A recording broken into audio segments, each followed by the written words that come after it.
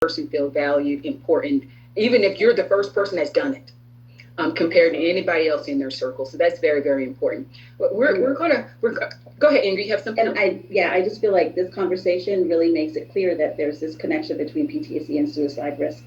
So, just pointing that out, because I know we're talking about PTSD awareness and we're talking a lot about suicide, because I just want to make it clear there is a connection. Absolutely. So and we can talk about that. You're absolutely right. And I think people, when they see this video, they're gonna be like, oh, they're talking about, but you have to understand that connectivity, right? Mm-hmm. For those people who experience PTSD, the result of that can be suicide. Yeah. So that's how they connect. It's not that we're specifically talking about one thing. One thing will lead to the next. And we got to be able to be honest and have that conversation about both things, because they are very relatable. What do you think, Chris? No, I think you're absolutely right. It's something you said earlier. You were talking about how, we're often seeing people who are trying to escape the pain. The pain of one thing is leading them to try and take a very final act. And, there was an author, his name is David Foster Wallace. And, he wrote about that. And he used kind of the analogy of a burning building and someone jumping out of a burning building to escape the flames. Mm-hmm. And, his point was, it's not that they are suddenly not afraid of the fall and, the act of suicide. It's that they're trying to escape the pain of the flames, mm-hmm. right? Mm-hmm. And so I think when we put it in those terms, we can understand it. And what Ingrid was saying is, they're connected, right? This idea of post-traumatic stress, or it could even be adverse childhood experiences mm-hmm. that inform, our adult traumas, in combat or in service. And we're trying to escape, those pains, the painful memories or the painful experiences, or the physical pain mm-hmm. that we experience from, say, a combat-related injury, mm-hmm. Which are sometimes, everlasting. And so I think you're both absolutely right. I think that we have to have honest conversations about it, and you can't really talk about one without the other, at least bringing it up. Mm-hmm. I agree. Ingrid, did you want to add anything else? No, I completely agree. And I think another risk factor, at least in the research that I've done and seen, is sadly when there is PTSD present, oftentimes families break up, relationships break up, and that's another big risk factor. So they're all interconnected. One affects the other. It goes on, and it's a circular, horrible thing. And so that's why it's so important to reach out and get help, because oftentimes these families break up. Yeah. Right. Yeah. Because they can't sustain someone who's an environment where no one's getting treated. Yeah. And they're all, struggling with their own mental health concerns and stress and anxiety, and trying to keep the family together, trying to survive without getting outside help. And oftentimes what ends up happening is the family, falls apart. And then what happens, the pieces fell apart. They're now alone, and they're struggling on their own. And that's a bigger risk factor. So we really have to reach these families, like I said, where they're at, in their homes, and help them to understand that it's okay to get help. It's okay to not be okay. It's okay to talk to someone about this. It's not going to ruin your service member's career. Things aren't going to blow up around. You're not going to lose your home. You have to really know that everything's going to be okay. You do need to take that step. I would want us to dive into, some of the risk factors, or I know the signs and symptoms are different for everybody. No one's going to have the same symptom as the other person. But if someone is sitting in their living room, they're watching us talk about PTSD, and they're trying to figure out, do I have it? Is this something that I'm suffering from? What would you guys say to that? If someone is sitting in their living room and they're like, man, I'm just not feeling like myself, but I'm not sure if I have PTSD. What would you say are some of those characteristics there, Chris? Yeah, great question. So, what I've observed and what I've seen is, especially with modern warfare, we're living in an environment of persistent fear, mm-hmm. danger, uncertainty, and combat traumas. And oftentimes that fear, that danger, that uncertainty, those combat traumas come home with us, right? Ingrid was talking about this earlier, and the impacts on the family. And so sometimes it'll be the family that sees it before the service member. I myself, I have 5 deployments. And, you know, I like to tell people that combat is an amplifier. Whatever you take into combat is likely going to be amplified. If you're a physically fit, mentally fit, resilient person, oftentimes you're going to come out of combat largely the same way you went into it.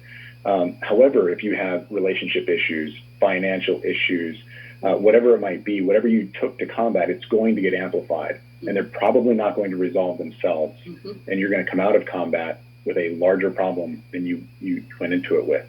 And so as you're sitting at home and people who are watching this, viewers who are watching this, I would say, you know, some of those signs and symptoms and things you might be thinking about are, you know, did you bring it home? Do you have kind of these memories? Do you have dreams? Do you have nightmares? Do you have heightened, you know, alertness or, you know, hyper alertness? You know, honestly, I still jump. I'm extremely excitable. In fact, there was a young man the other day who came up behind me and just said, "Hey, sir," and I jumped out of my skin, right? But I wasn't aware of this in my own self. It was actually my family who brought it to my attention, right? And it didn't impact me right away. At the end of my first deployment, I was good to go, right? I turned around and 6 months after my first deployment, deployed again. And it was kind of a gradual breakdown for me. And, you know, every service member and veteran is going to have their own experience. But I'll tell you, by the end of my 5th deployment, I was highly agitated. I was excitable. I still had dreams about, you know, traumatic experiences that I had. And I thought this was normal, right? And perhaps for service members and veterans, it is kind of normal, but that doesn't mean it's something that's normal in society, right? We need to talk about it and deal with it. And I wasn't prepared to do so until it was, you know, my wife and my kids who started kind of subtly pointing things out. And all of a sudden, you know, with reflection and the benefit of hindsight, I was like, oh my goodness. These are classic signs.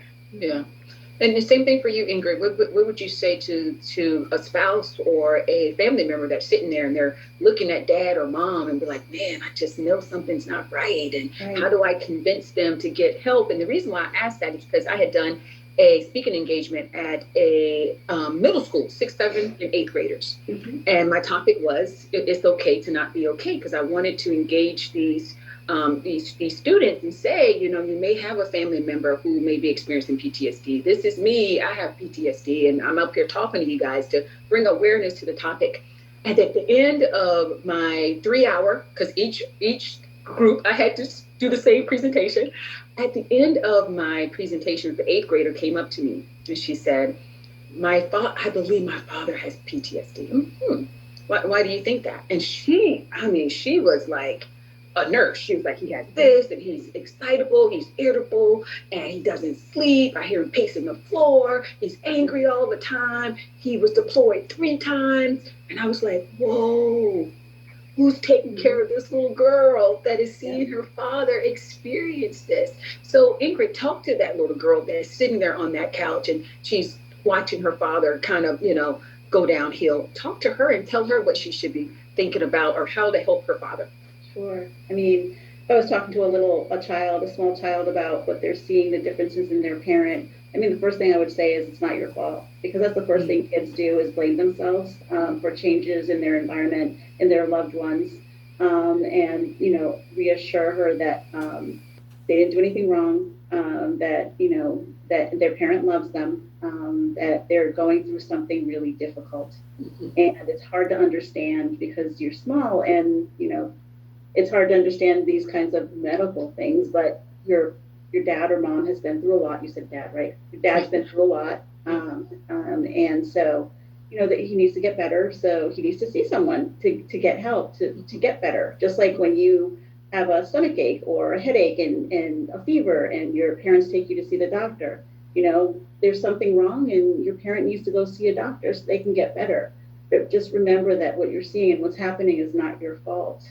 And I would encourage the parents to get the child into some therapy as well, because you've got kids who are walking on eggshells and are afraid to do anything wrong. Even if they don't do anything wrong, you know, sometimes they catch it. So they get, you know, worried and frightened, and they don't recognize the parent that was there before. You know, they started to experience symptoms of PTSD. So that's really hard for a child to wrap their head around, is how, how what's going on and how can I help? And that's a big burden for a child, to have to carry. Like, my parent is, I don't recognize them. They don't play with me anymore.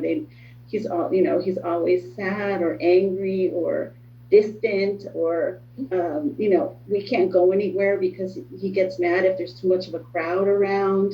Too many people makes him anxious, and so now we can't go to Disney because he can't handle Disney, and that's not fair. And that's not fair. So they get angry, and then they feel bad that they get angry, the kids. So there's a lot to work through with our little guys, and for the parents that are watching this to know that your kids, they're feeling like they're responsible. For the most part, I worked a lot with kids. That's what the research says too. But I worked a lot with kids, with parents with PTSD or even post-vention suicide survivors. And that's the first to go to is, it's my fault. It's my fault. And, what did I do and how can I make it better? And then they start overdoing, trying to be the good girl or the good boy, and they don't see a change. So they think, I'm not good enough. And then it starts to play on their self-esteem, on their view of the world, and the way that they're going to act in relationships as they get older. So there's a lot to unpack there. So these kids, they need a lot of support. And I thank you for that. And we're going to wrap up here. But before we go, I want you each to, give some closing remarks on this very important day today. And I think, I want you to just give those closing remarks to anyone that you think out there can benefit from what you guys are doing. If you have a call sign, if you're on Facebook, if you're on LinkedIn, if you have a website, let the viewers know who you are and where they can find you. Chris, you want to start first? Sure, absolutely. Thanks, Sharissa. First, let me thank you so much for letting me join this Fireside chat. This was fantastic. I really enjoyed it. I learned a lot, right? Which is what we're all doing, is learning and growing and getting better. So I thank you for that. I think what I would share with anyone watching today, one final, shout out is the simple act of listening can save lives. Ingrid said it many times, which is be there, right? All too often we hear that kind of sad story of, I didn't know he or she was struggling. I didn't see the signs. And oftentimes we're not going to put them all together. And my advice is, don't wait until you have all the pieces of that puzzle. Once you start seeing one or two of those pieces come together, that's the time to reach out and just connect and maintain those meaningful bonds, those meaningful connections with your friends, your fellow brothers and sisters. And take that time to be there, because you never know when that call might just be the call that saves someone's life. So the message is, the simple act of listening can save lives. And, like I said, you can download the Objective Zero app on Google Play or Apple's App Store. You can find us on Facebook, Objective Zero Foundation. We're also on Twitter and Instagram. And I think we even recently created a TikTok, but, I'm still trying to figure out what that one is. So, thanks again. Thanks so much for sharing your time. Ingrid, it was great to meet you. And, I learned a lot just from listening to you. So thanks so much. And Ingrid, closing remarks for you? Absolutely. Likewise, I'm so honored to be here. It's wonderful to get the opportunity to talk to our veterans and service members, their families, their friends, their supporters out there about such important issues. And what's on my heart and mind right now is COVID-19 and our new environment where everyone is so isolated, which is what we've just been talking about. That's a bad thing. This is not helpful, especially for people who are struggling. So I really encourage for people to take stock and think about the people in your life who has dropped off. Who are you not hearing from anymore? Because it's not always obvious. Sometimes it's obvious and they're writing on Facebook, I can't do this anymore, then we know, but the majority aren't obvious like that. And remember, Facebook and all social media, it's like a highlight reel of people's lives. It's not reality. Not reality at all. Lives are perfect. No. So if you start seeing that your friends, your family, your peers, your buddies, someone from your old unit is suddenly not online, not interacting like they used to, reach out and say, hey, I've missed you. What's going on? Do you want to talk? I know we can't, I can't go out and see you in this, COVID environment, but let's get online. Let's look face to face you know, like we're doing here, Zoom, or let's get on the phone. I'm here for you. But just being aware that this environment is making the triggers worse. It's making domestic violence is up. You know, suicide. We don't know yet, but we're trying to track that now. If that's been going up in this environment, I wouldn't be surprised if it is. So people are at risk. They're more isolated than ever. And because we're all isolated, you may not notice that some people that need help need help. Yeah. So please look around you in your life and say, okay, who's not here? Who is missing? Who used to be around is not anymore, and reach out. I mean, that's really what's been in my heart about, you know, our current circumstance.